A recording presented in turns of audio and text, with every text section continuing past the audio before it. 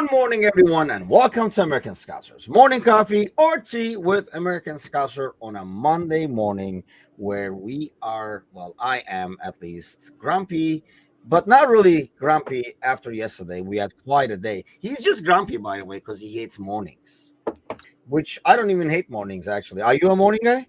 I don't mind mornings at all. I fell asleep at 9:30 p.m. last night. So, world record for me. I don't remember falling asleep that early since maybe I don't know, 11 or something. It was Those are like grandma hours. Yeah, I know. I'm disappointed in myself just as much as you are. Trust me.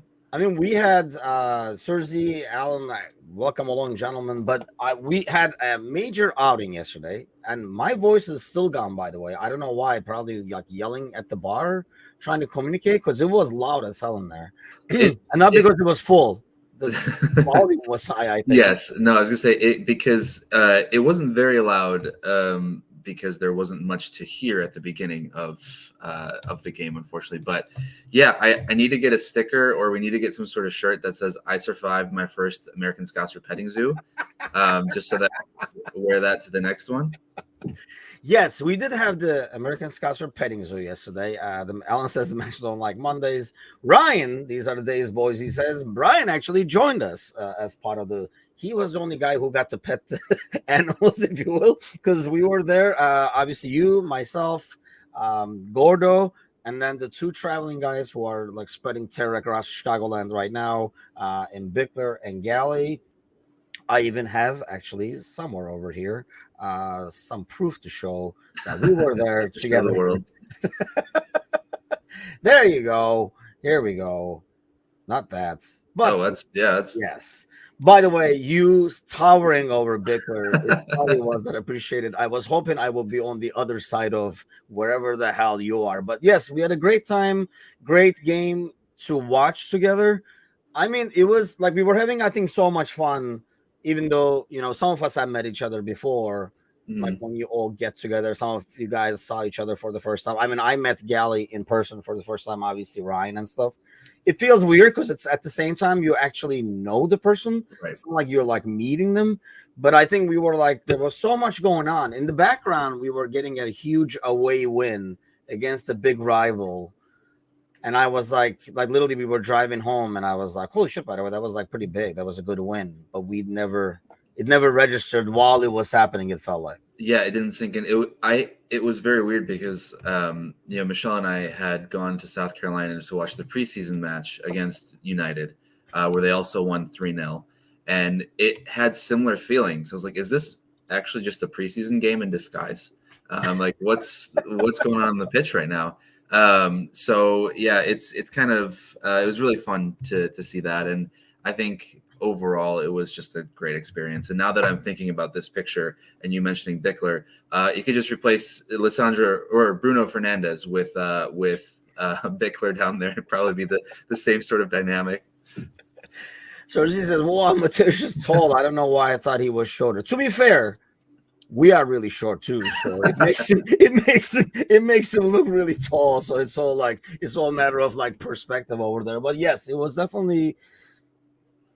I don't know, man. I did not realize, and my brother was with us, and so like obviously, like my family was with us. People got to meet Jasmine and Layla in person after hearing about him a lot, and we got a big pull in our goal. Yes, by the way, after the outing.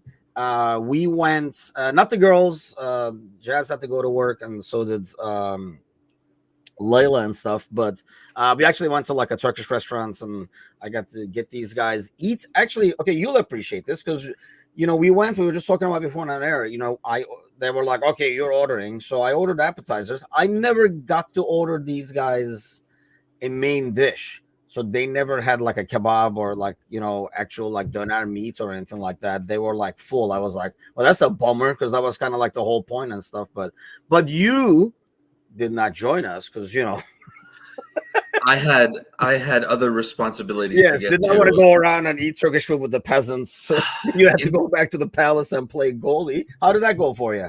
Well, in hindsight, I would have much preferred to have gone to lunch with you guys. Yeah. So okay. So it's gonna sound this sounds like there's something that terrible happened and we gave up like 7 goals. No, it was 0-0. The problem is the game was suspended with like 15 minutes left because there was a brawl that took place. And this is the second time that the team that I play for has gone through this sort of thing. It was like 5 or 6 years ago that they were part of this huge brawl, and it ended the season. And then so I didn't play with them for a very long time.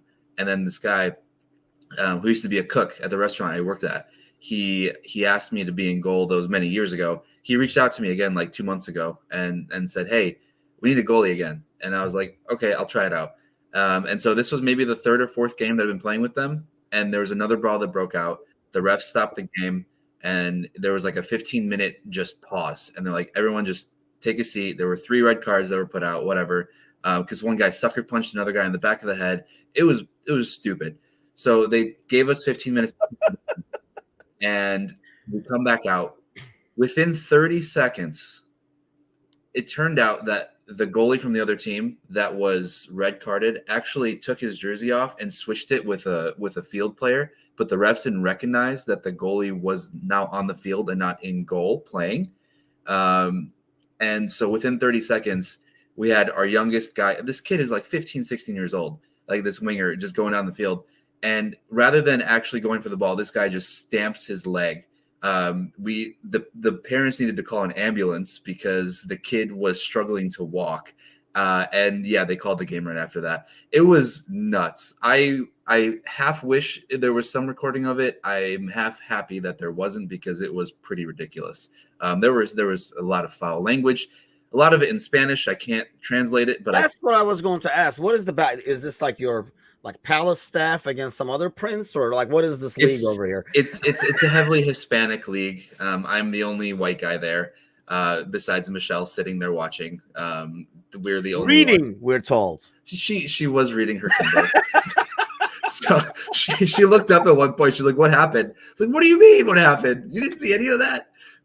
Yeah, like 5 guys beating you. She's like, "This is a great book." My role in any of this is whenever both times it happened, I just sit down in the near the goal. I don't do anything. I just sit down. I'm like, not my monkeys, not my circus. I'm like, this is not gonna be what I'm doing right now. I'm gonna sit down right here and I'm happy. And yeah, it was not great. So I would have much rather had Turkish food with you guys. Long story short. That's yikes, man. I mean, first of all, I think the whole 15 minutes cool off is a terrible idea if it was a brawl. If it's like 2 guys, I can see 15 minutes cooler heads kind of a thing, walk away. But if it's a brawl, nobody's forgetting that in 15 minutes. You'd almost like, well, that's what happened. Sounds like the guy was scheming on how is he gonna get back once the 15 minutes is over. Especially when you get the fans involved too, like the families that are coming onto the field and stuff, and then all you have to say is one thing about someone's mother, and you don't do that. That's not good, and then shit really hits the fan. So wow. Yeah, but I kept a clean sheet in the first 60-ish 65 minutes, so a win is a draw. So are the games usually like dirty? No, I mean, not really. It's been really good the last month and a half, 2 months. It was just today for whatever. I think it was the sucker punch, honestly, because I think it would have been fine because there were these 2 guys that were just going back and forth. And sometimes you get, you've been in those situations where there's 2 guys that particularly don't like each other, and they kind of it sort of builds throughout the game, and then it gets to a boiling point. And so that happened between these 2 guys. It was just the fact that one of the guys on the other team ended up coming over after 2 red cards have been assessed, coming over and just taking a swing on one of our guys in the back of the head that really erupted it all. So had that not happened, I think we would have been fine, but that killed everything. Oh, yikes. I'm sure, if Angie's watching this, she's like, oh, yeah, I know what you're talking about. Like 2 guys. But, I mean, I don't know. Sometimes you clear the ball, you get hit afterwards. Yeah. You get up, you take the license plate number, and you're like, that's fine, man. You're going to come right back, and I'm going to be here kind of a thing. That's the adventure of being a defensive. So, 2 red cards. There were 3 total. Quite the game. Holy cow, that's quite the game over there. So, obviously, you guys never got to finish the game. So now the No. league is in limbo. See, you should have just come.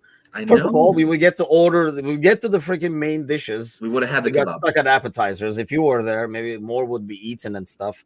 But yeah, we had a good time. It's good to like connect. It's weird.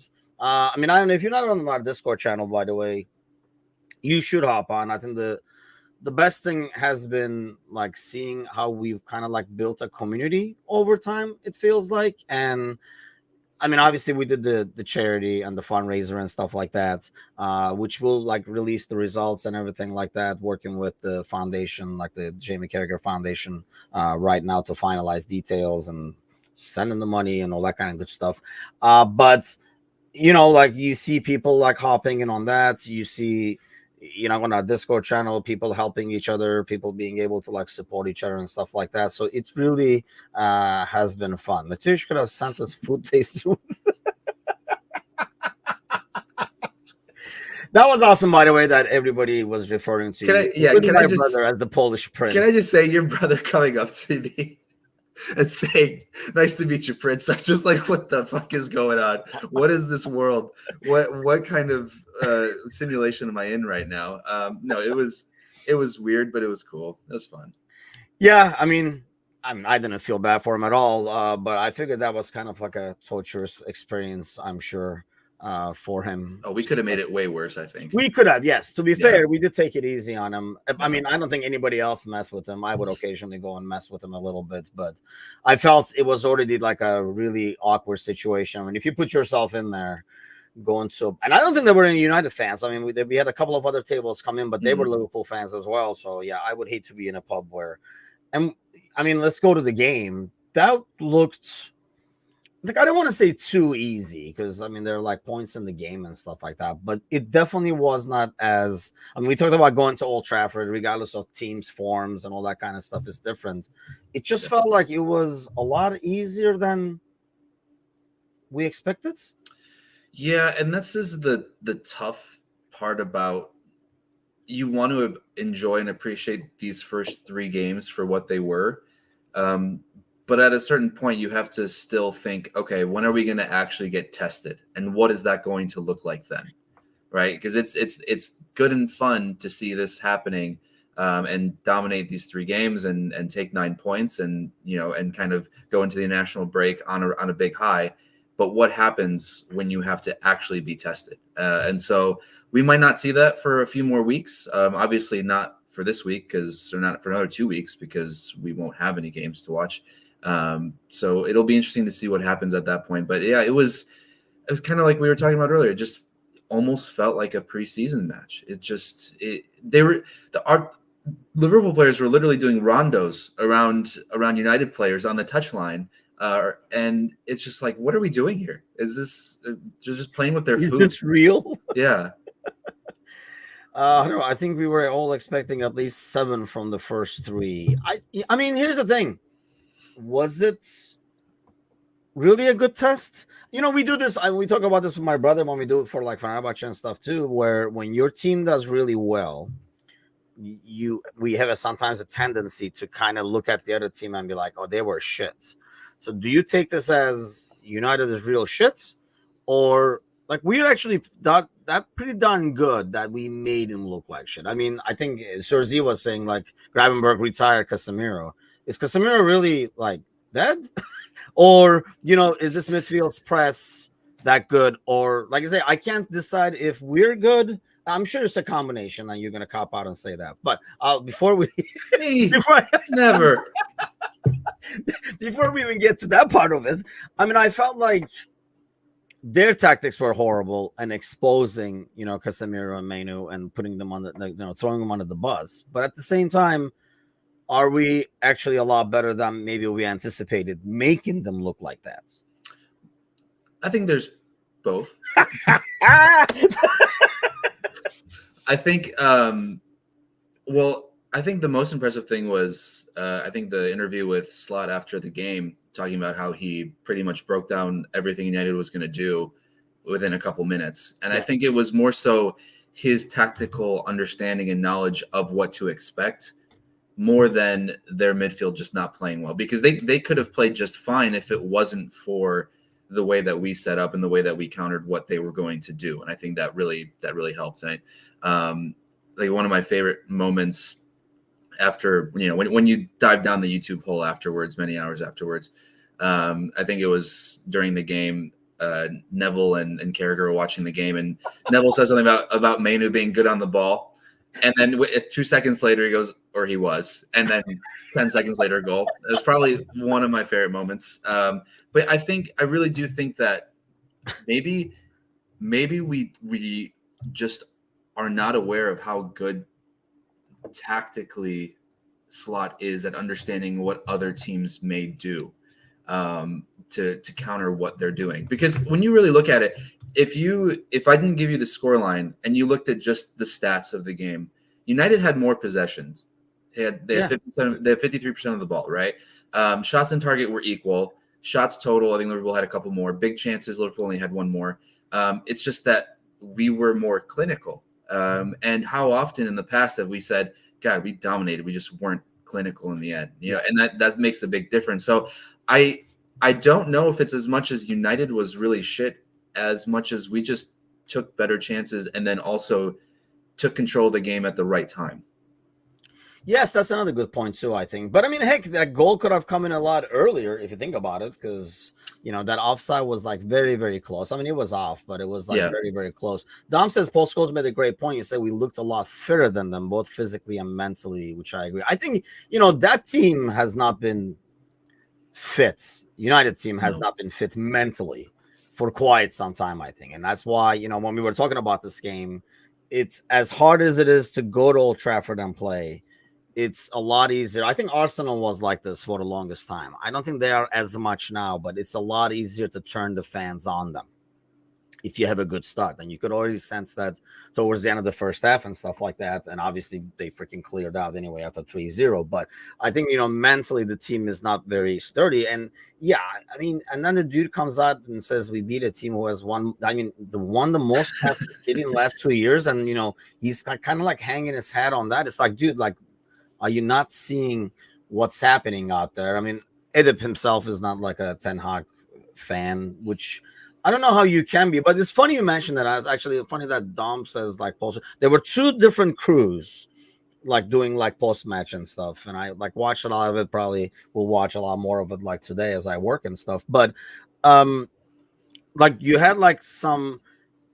They don't want to do like 10 Hag outs, and they want to give the new regime, which it's a new regime with the same managers. I don't know if it's necessarily a new regime, right? Like more time. And then you go to the other table where it's like Scholes and the Matouche of Schmeichel, yes. Schmeichel was there, and they were a lot more harsher on what they saw. What do you think about? I mean, we don't want to talk too much United. That's fun, but it is fun to pick them apart. The Ten Hag thing? Did they? Jamie and I watched Jamie and Neville go at it on the podcast, like the post match, then the podcast, then they came down to the table by the pitch and they went at it over there. Where do you stand on that? I mean, was that a mistake ultimately? Oh, Owen was there too, but I don't even. I could not have been there. It would be the same show. I felt like it was just like standing there, stating a few obvious things and walked away. Go ahead. I feel like I probably side with the comments that Jamie made in the sense that the ownership were looking for a new manager, and they wanted a new manager. And had the FA Cup gone a different direction, Ten Hag wouldn't be at this club, 100%. Absolutely no chance he'd be at this club.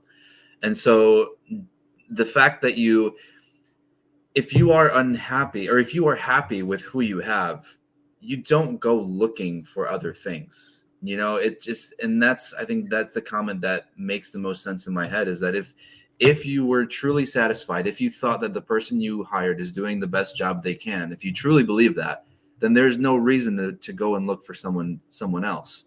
Yes, you might always think that, could there be someone who could do better?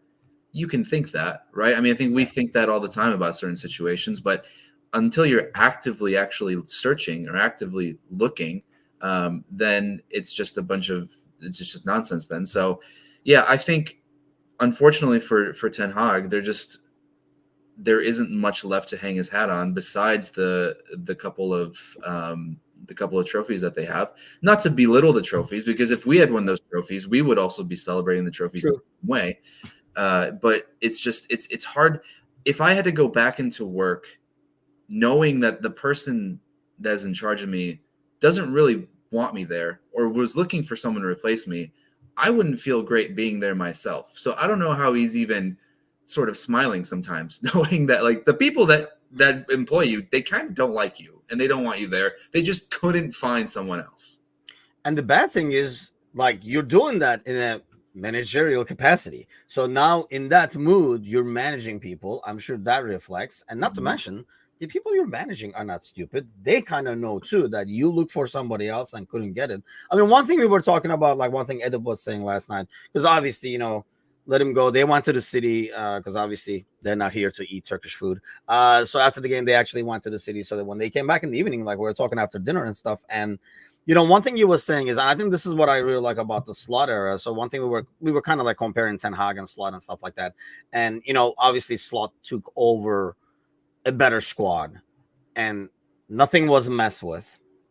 I know we weren't happy, like oh, there were more signings and stuff, but he took over a squad that was already together, and not a lot of new pieces to fit in and stuff like that. But you kind of saw.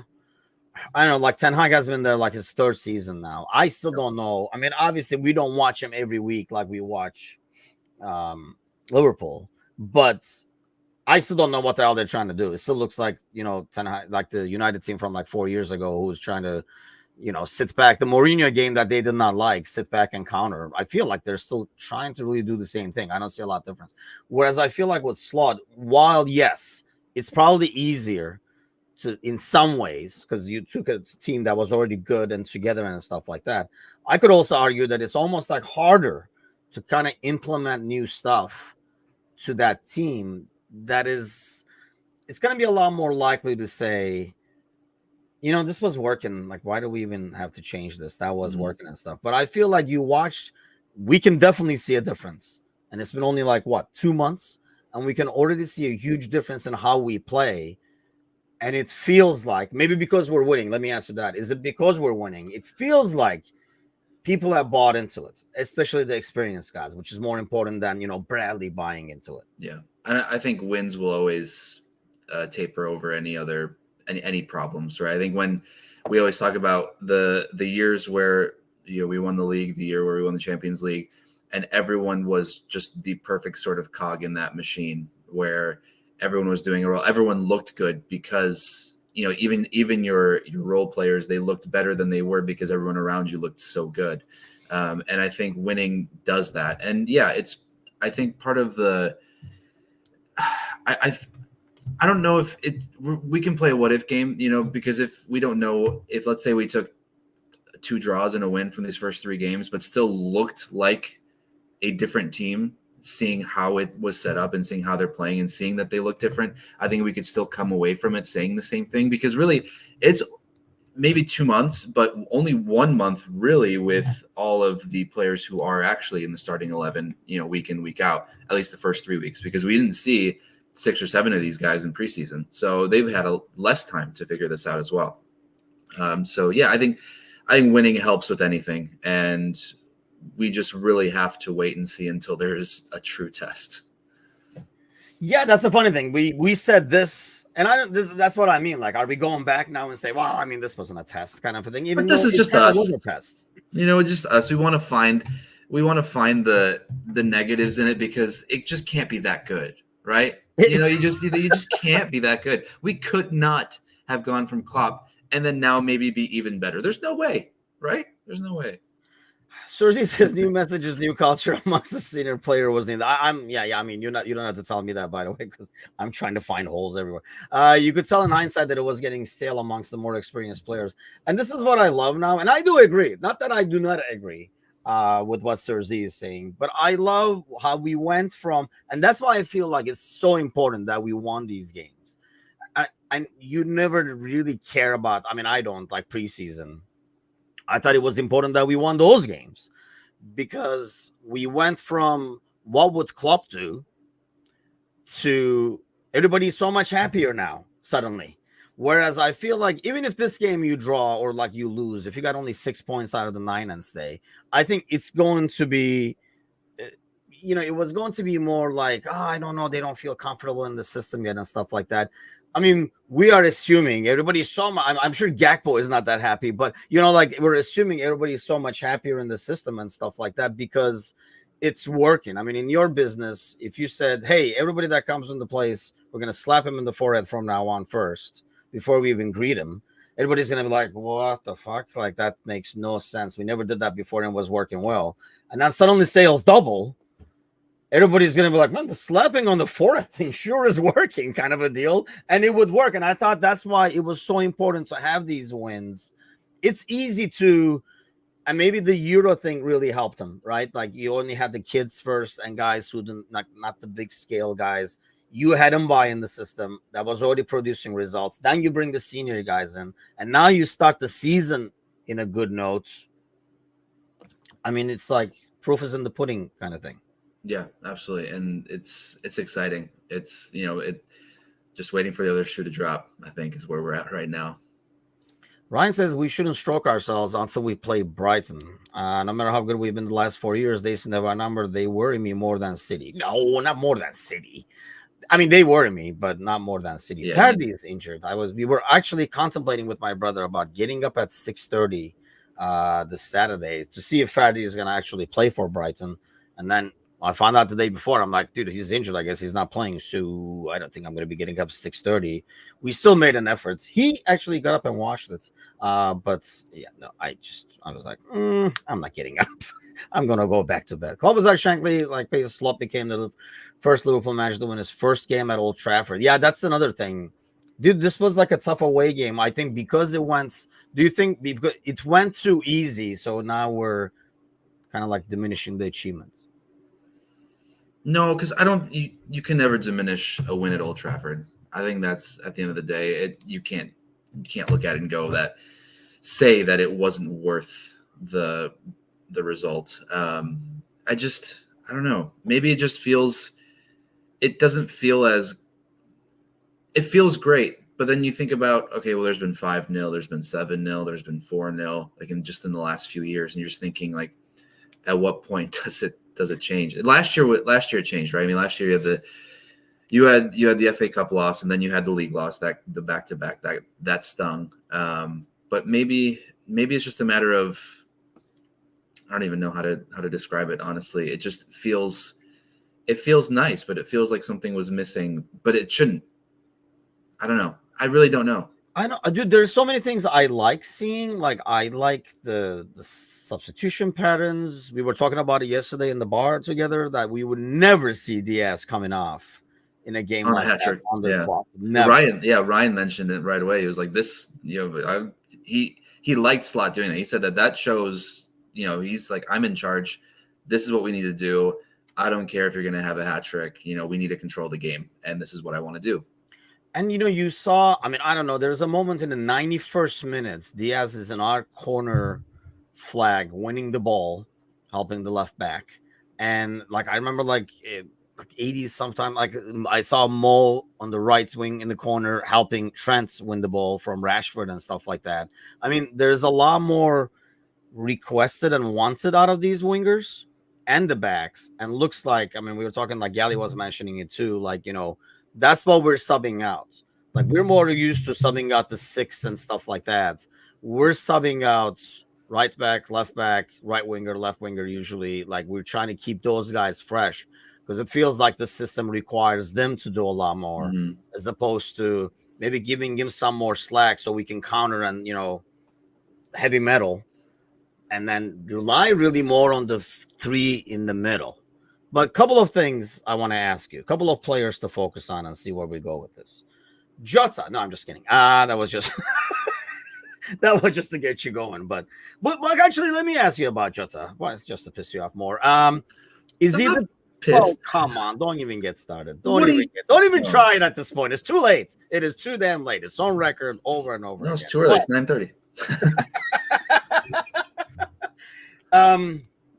Is he like the perfect fit for this? Seeing, obviously his distribution, what he can do with the ball and stuff like that, but compared to Nunez, it's not a matter of. I mean, it looks at this point, it's not a matter of, oh, you came late, let me get you settled in. It's more like, yeah, this guy fits it more. You're gonna get your chances in other games. Yeah, this was always set up to play in the strengths of Jota, and I think that's the worst part about missing out on Nunez now, is that it's set up to the exact opposite of what Darwin's strengths are. But I think if you look at it from a perspective of, you take the first 60, 70 minutes to control the game, use the players that are best suited for this system at those specific positions. Like, if we can imagine Bobby in Jota's position right now, that'd be even better. Like, that'd be one of the, how good Bobby was. Just think about him now, it'd be even greater. It'd be so cool. But I think having the first 60, 70 minutes of controlling the game like they are and using Jota the way that you do, and then bringing on Nunez for the last 20 minutes to sort of be able to take those balls that are going over the defense, to use his speed, to use what he provides at the end of the game, is probably better suited for this than having Jota come off the bench for 20 minutes. So, I mean, and it's always going to be, as long as Jota stays fit, that's all we're going to say. As long as Jota stays fit, and we can't, God damn it, Nick. That's exactly what we don't need. Yeah, but that's it, right? That's all we've ever talked about for several years, is just if Jota could stay fit. We talked about winning the league last year if Jota was fit. If Jota was fit. Yeah. So maybe, who knows how Chiesa will adapt to the Prem. Maybe there's a chance that Chiesa could play part of that sort of role, part of the right wing. That'll be interesting to watch. But knock on wood, maybe given Slot's good injury record for the clubs that he's managed, maybe there's something that a new leaf of healthiness that's going to whisk around Anfield, and so we'll see how it goes. I know. So Nick says, since he got you going on there, so in Showbra, the only nuisance is how overhyped Mo is by supporters. Talk to me in January when he usually disappears. I don't know. I don't think that's fair. If he, especially, I guess I have more faith in Slot keeping him fresh and not giving a damn, as opposed to what we did in the past. I think we kind of let him do his own thing. And then that's why when he came off, he got into it with Klopp and stuff like that, or he was not too happy with. I mean, looks like he's bought out. And let me show this right here. This is basically our, what do they call this? I'm sorry, the pass map, as they call it. This is directly from Opta. I mean, you can kind of see. Look at that up top. What's that 66 doing over there? But so like you can kind of see that we do rely a lot on Mo, and the ball going over to Mo and like kind of like going from there. Whereas you look at, and you talked about being clinical. I think the decision making over there is what the key is. I mean, his pass to Diaz in that second goal, and his overall like distribution with. I mean, you can kind of. I was actually shocked to see Gravenberg here more, because we are normally more used to seeing Szoboszlai there more. But like his distribution with the ball and stuff like that, his decision making is, I think, kind of key, because you look at. Obviously, it's a lot more about and this is why their possession was meaningless, because you can see where the ball was going back and forth. But when they go to what the person that should be creating for them, which is in Rashford, you can kind of like tell the difference on why one team is more clinical and effective than the other one. I agree that Mo, like over time, would, I mean, and is it even fair to have a player go like this nonstop? But I think with the depth we have now, you can put Chiesa out there for example, maybe even as soon as this week against like West Ham, and get Mo some rest instead of trotting him out there 60 to 90 minutes every 3 days. Yeah, and I think, I don't disagree with Nick in saying that after January, he does slow down, and specifically the years where AFCON's been part of the problem there, because he's just run into the ground with Egypt as well. So yeah, I think if you are able to use the best of Slot's man management and maybe the best of training regimes, whatever it is that you can get the best of the players for their physical health most of the time, that's going to end up being the best solution for any of this. Okay, I just hope that this is not a fresh news that Osimhen is Oh going no, yeah. to play. I have it on my phone. I was gonna say something, but I didn't want to, I didn't want to start making you shake a bit. Yeah, that is not a good ordeal. I didn't even know how that came about. I don't even know how they afford that. I don't even know how they would afford that, because last time they did something like this, though, they did get. By the way, Trippier going to and possibly going to a really crappy team, not even like I mean, it is in Istanbul, but mind you, it's the ghetto of Istanbul. Like literally, the club is there, and for him to like go there, not even like Beşiktaş or another like a better Istanbul team, is kind of shocking. But I mean, like, outside of this with Zaha, and they literally paid him. They're paying his wages for him to play in France now. So whatever, bring it on. Gravenberch might have been the man of the match after my second viewing. Oh my God, who am I, says Ryan. Yes, I mean, I can't wait till Wednesday. I'm just going to probably just going to give the mic to John and walk away at that point. But he has been really good. Is it overblown, do you think? Because we have not really faced a tough midfield. Yeah, I think, again, going back to that test, I know Gordo mentioned that in one of the comments that the many pundits were having United in the top 4, top 6, right? Kind of seeing them as a team worth facing and being in the upper echelons of the league right now. But when you think about the midfielders that he's gone up against, there hasn't been that kind of test yet. And I know, Mainu played for England right at the Euros, and he played well for England. But when you stack Mainu up with Casemiro, they really cancel each other out, especially yesterday. Not to say that Mainu played well, because he was also bullied off the ball for that third goal. So I think ultimately the best thing for Gravenberch has just been going back to who he was at Ajax. Bayern couldn't figure it out. Klopp kind of struggled to figure it out. And all along it was just, hey, this is the guy that everyone wanted coming through the academy. Is like, everyone wants Ryan Gravenberch. And there was those Tifo videos from a couple of years ago. Like, why does everyone want Ryan Gravenberch? It's because of how he is looking in this system that made him so appealing to so many clubs. I guess who would have known that the best signing of the year would have just been a positional change? It's like a new signing. We used to say like a new signing all the time. Yes. Taco the Red is in the house. New here from New Mexico. Big Red fan, checking you all out. I don't know if you tuned in at the perfect time, checking us two on air, but welcome aboard, sir. Give us a like, follow. I don't say that enough, but you guys know what the freaking to do. Hit those buttons, like set the thumbs up on the bottom. Give us a like, share, spread the word, people, and then join us for these American Scouser pregnancies. Probably most niche. I was amazed, by the way. I mean, obviously those guys traveled in, but how many of us are in Chicago? Because once we did that, we literally went thin. Thank God everybody was able to kind of make availability to join the pre-match and post-match and stuff like that. Thursday says maybe Gravenberch is just making it look easier than it actually is. He's playing alongside Maka. Both doesn't place give credit where it's due. That's the thing, right? It goes back to what I was saying. Sometimes we're like, is he like really that good, or are the other ones? Because Nick was talking about, United being shit, and they are. But at the same time, you have to play good to make him look like shit. Like Casemiro just did not forget how to play suddenly. I think, Ed was saying, like, in the first goal where Gravenberch wins the ball, I mean, he's basically just closing the passing lane and Casemiro passes it to him instead. Yeah. But I think that's an accumulation of the pressure you put.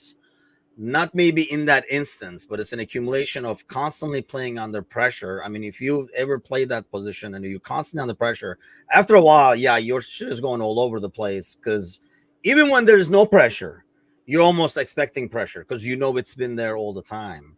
And the moment you try to calm down, thinking there is no pressure, that's when Diaz came in from behind and won the ball. And I think that's what we're kind of like undermining in some ways. Maybe like Serzi is right, that our press is actually a lot better, like working a lot better than it did in the past, where we were pressing, but there was a lot of crazy running, as opposed to maybe a lot more organized. Or are we kind of now undermining Klopp's press?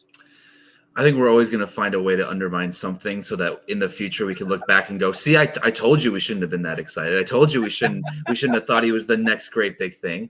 But I was just sitting there watching, especially Diaz's second goal, just sitting there thinking about Serzi and saying how he must have, if he really rubbed his eyes, he could see Mane in winning the ball, and then that finish that he had for that second goal. I could just see Serzi sitting there going, that's the Mane that I miss. That's the one that I want. And I think that's probably the best part of yesterday, was seeing kind of glimpses of how good Diaz can be, especially because that second goal, that shot is just ridiculous. It's filthy.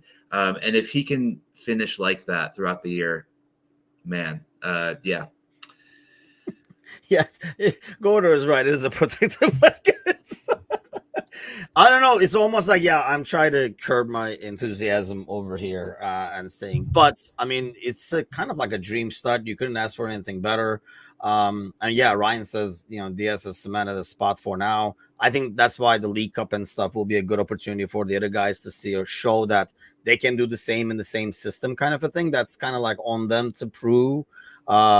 Oh, man, don't even say that. Now you're going to get Serzi going with Mane. He's going to start crying and stuff. It's going to get ugly over here. But, yeah, I mean, what I liked is, and you mentioned this in the game. First of all, we going back to Diaz, we talked about this before where we said, well, at least I said, last year, we didn't really have anybody that had like a great season up top, right? Like where we were like, oh, man, we wasted their like real good season and stuff like that.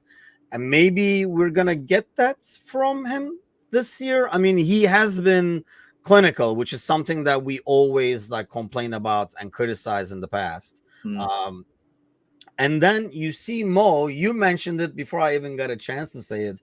His goal was exactly like the goal I constantly keep talking about, a confident Mo against United. I think that was like the fourth goal or something like that at the end of the first when we won 5-0 at Old Trafford.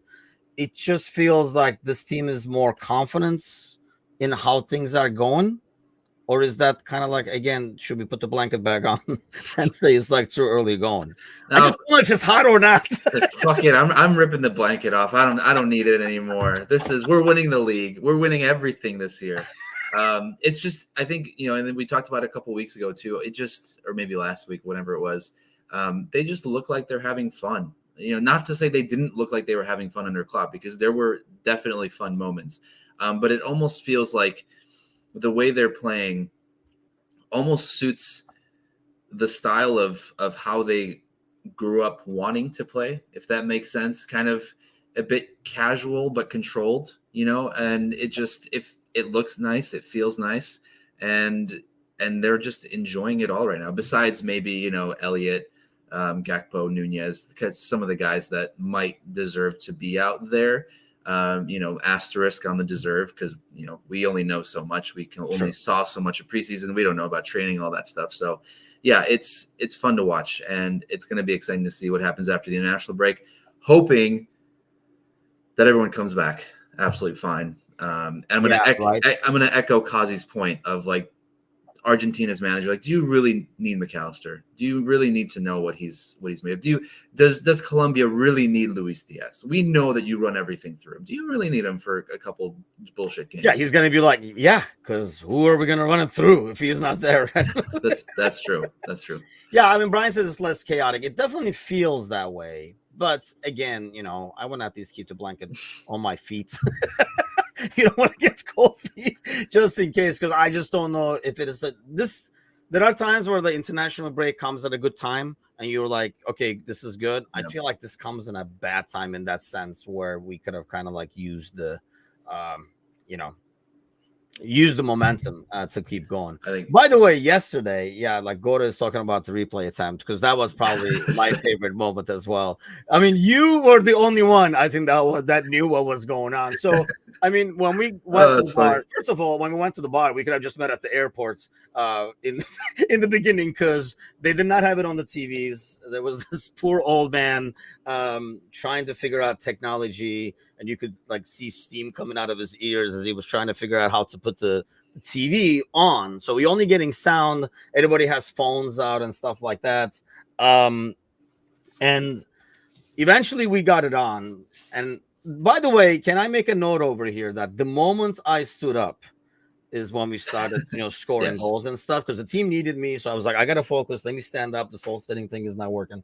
But then because we're talking and stuff, and I think that's the thing, the game got so comfortable. We started like hanging out with the game playing in the background almost, as opposed to really like watching the game and be like, shut up, I'm watching the game kind of a thing.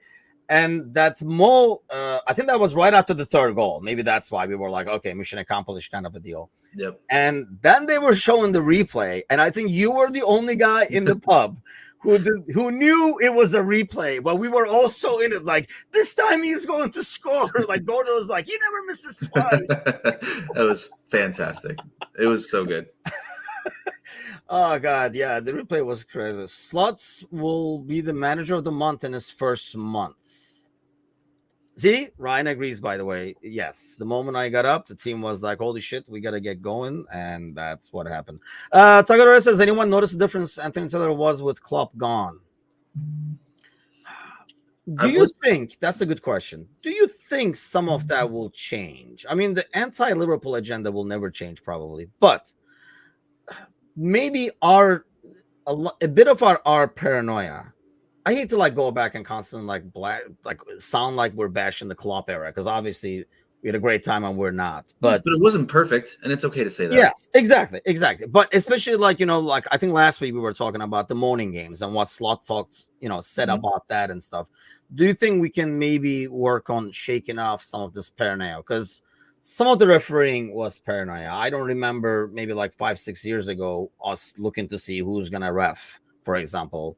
And like, it's another early morning game and stuff. It's like, look at the schedule, know when you're supposed to play, go out there and fucking play, because that's what everybody else does. You're already making excuses for yourself before you even start playing. Yes. And that's the worst part of it. And we did talk about it, I think it was 2 weeks ago, that Slot's comments regarding the early kickoff were so much different than Klopp's. And you could see that in the players kind of echo throughout, that it was a mental thing. When you have the person who is meant to be in charge of you all the time tell you that, this is a terrible time to start, this is going to be a rough game from the very beginning, we're going to struggle because of the time, then mentally you're like, I guess we will struggle then, but if you come out and your manager is telling you, look, this is just like any other game, just going to go into it, who knows what Slot exactly said, but it's really interesting to see kind of mentally what the difference is like, and how you approach is very important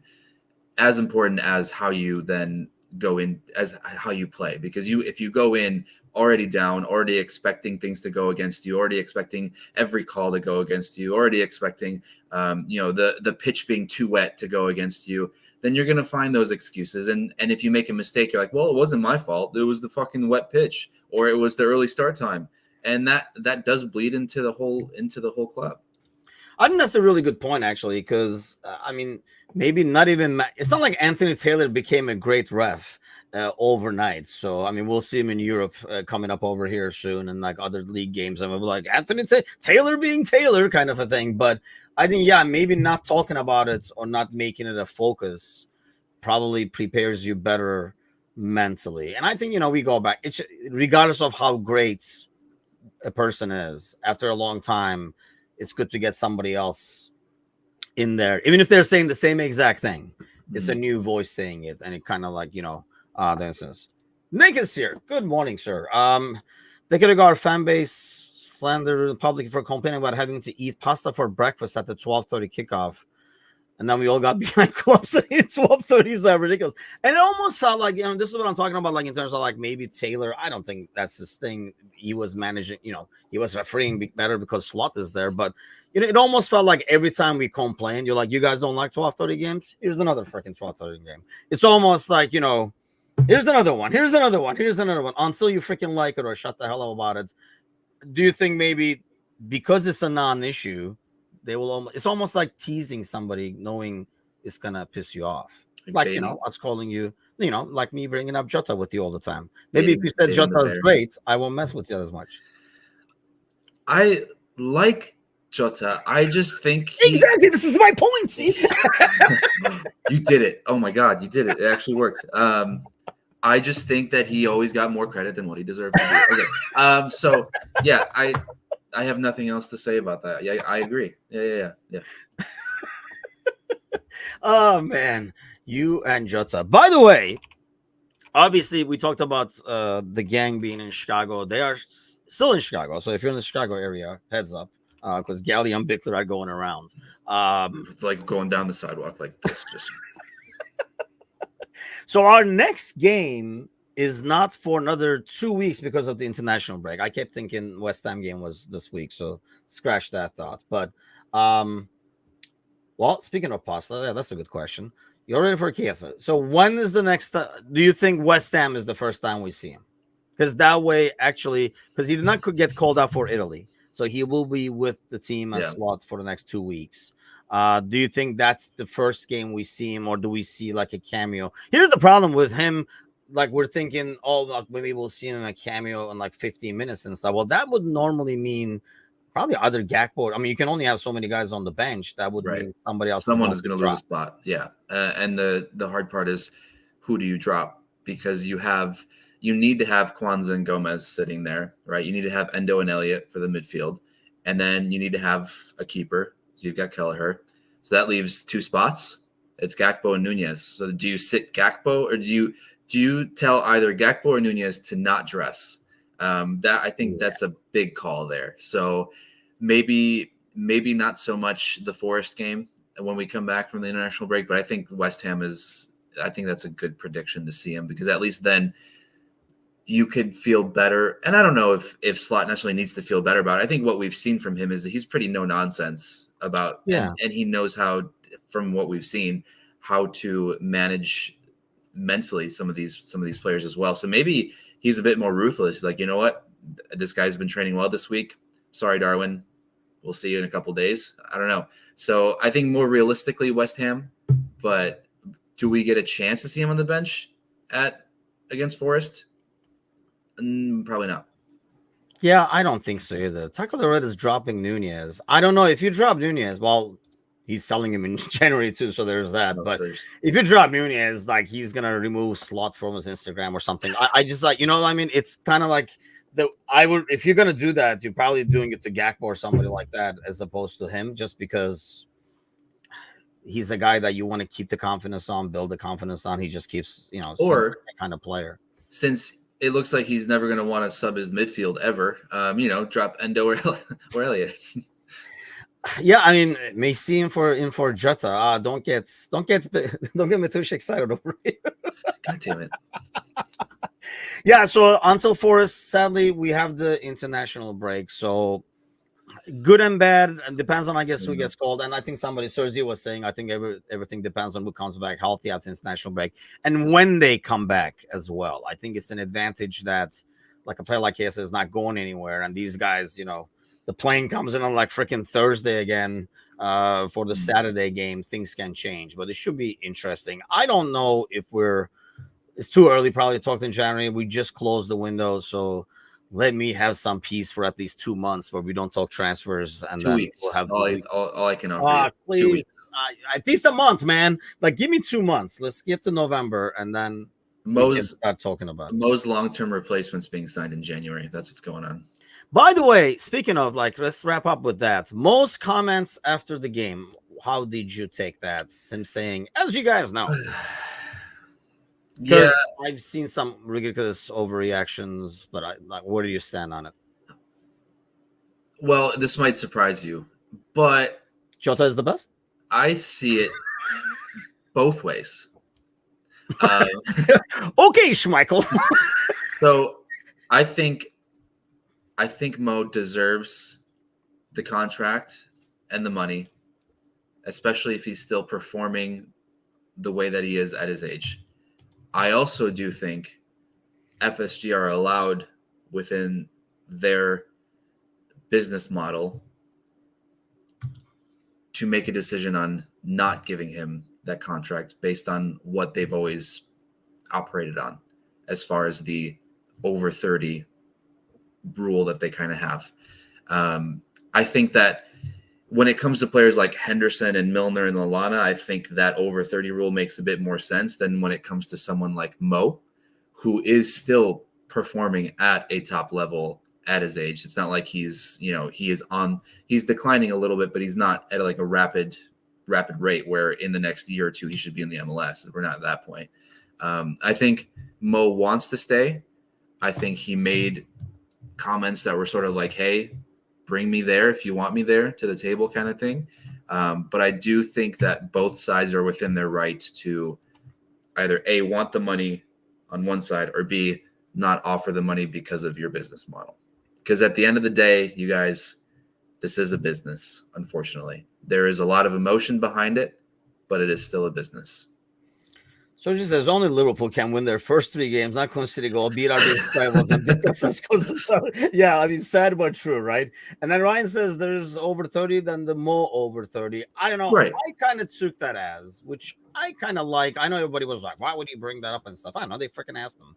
So he kind of like brought it up. But I think it sounded like a guy who is at peace of it is what it is. Whatever happens, happens. I'm just going to go, rock everybody's world kind of an ordeal, and I'm going to play the game, try to make the best of it. If it happens, it happens. I do agree with Jamie Carragher's point about Mo is not the kind of guy that's going to, first of all, the Saudi thing, we've talked about this for a long time. The Saudi thing is always there for Mo. Mo could be like that Japanese dude who's like still playing at like 80 years old or whatever, and he would still get a ton of money in Saudi Arabia, right? Because of his, obviously because he's like probably like the best Muslim player of all time, and his stature and what he does and like what he represents and stuff like that, values was and everything.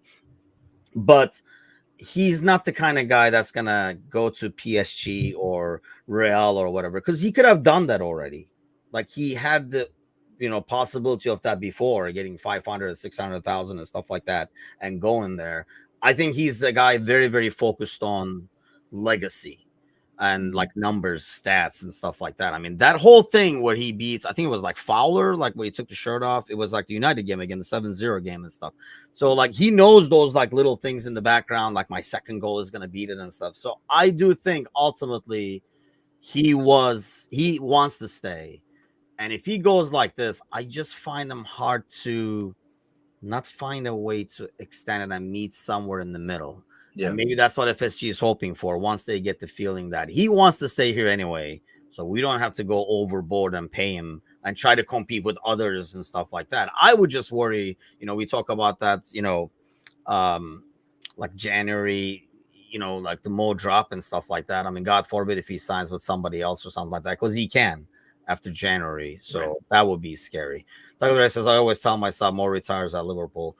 I don't think he retires at Liverpool, but I do think he gets a couple more records at Liverpool and then goes and probably retires.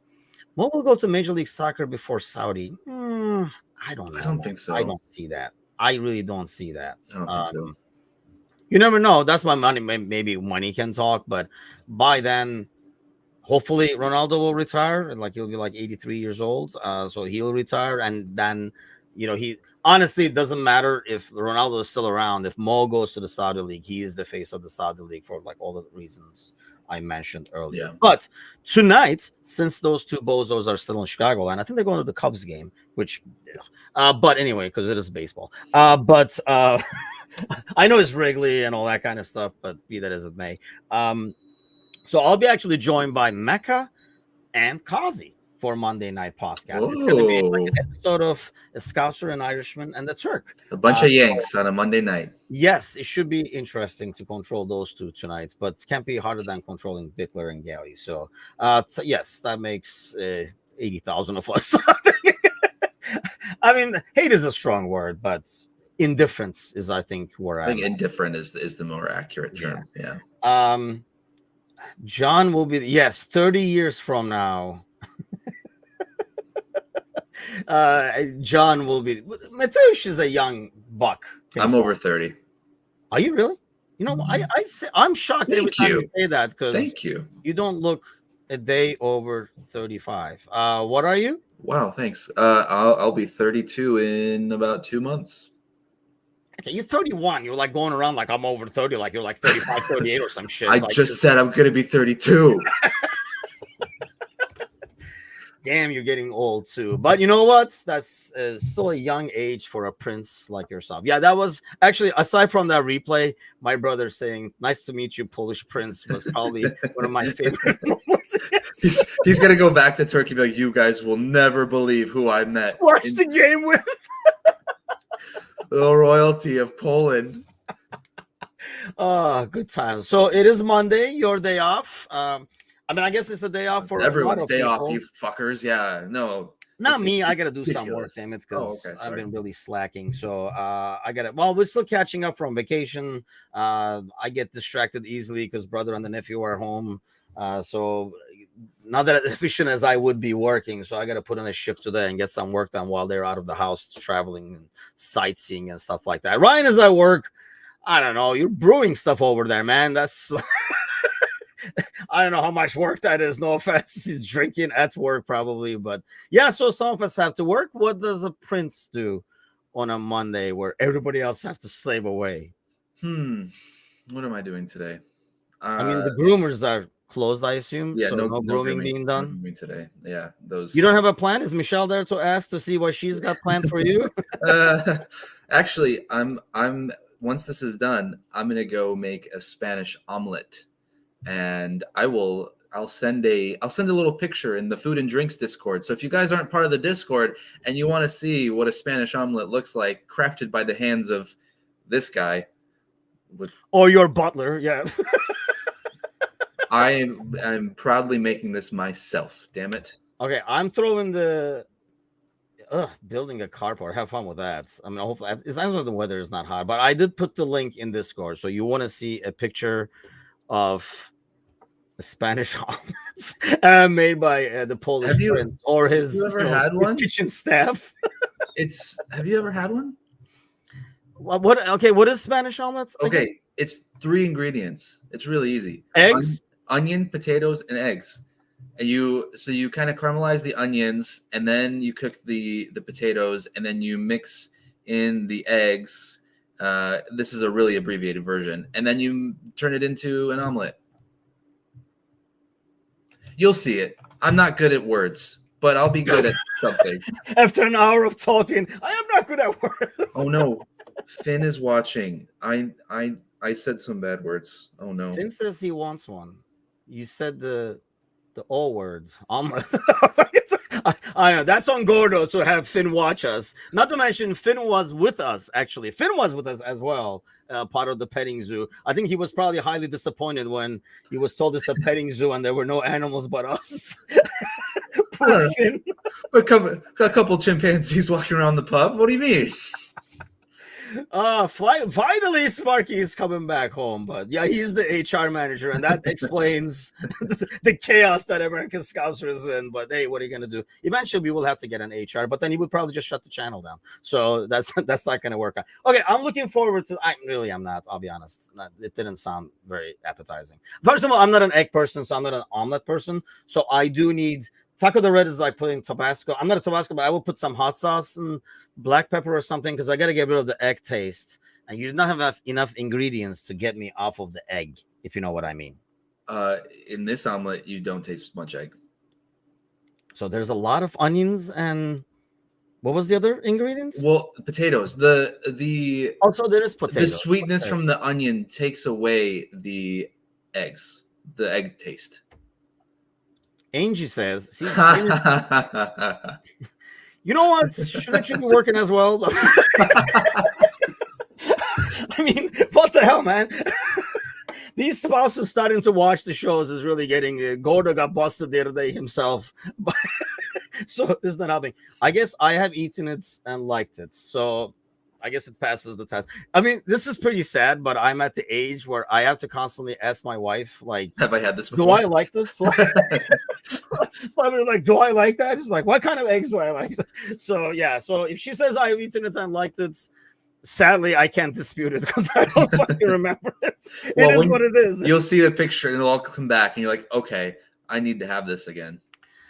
Yeah, duck eggs would have been interesting, but hey, Ryan says I can't get my wife to watch. Hey, believe me, you're one of the lucky ones because it really censors what we can say around here. But I'm assuming Michelle does not watch. No.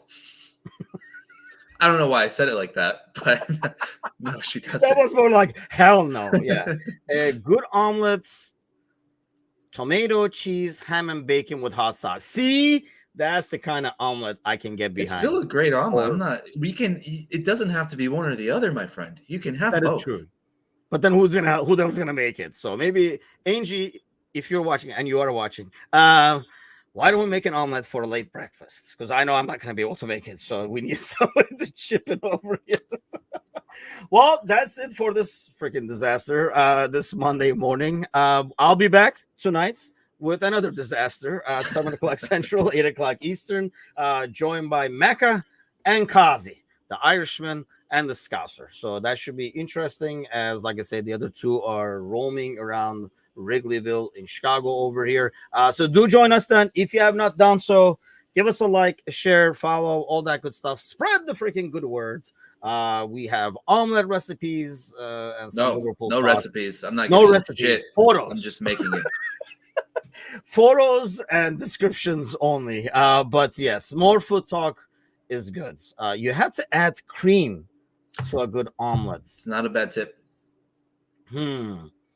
Well, Taco the Red is sold. He's going to try to keep up with you guys. Try to keep up, because it is kind of tricky to keep up with our disasters. But and of course, when you say food, Brian is probably smoking like an omelet, trying to figure out how we can smoke an omelet with that smoker of his. But yes, if you want to see pictures of smoked meats, you can join our Discord channel. I put the link already in the description, so hop on there, join the conversation. We talk Liverpool, smoker crap, all kinds of like food. So okay, yeah. Mater says he does not know the recipe.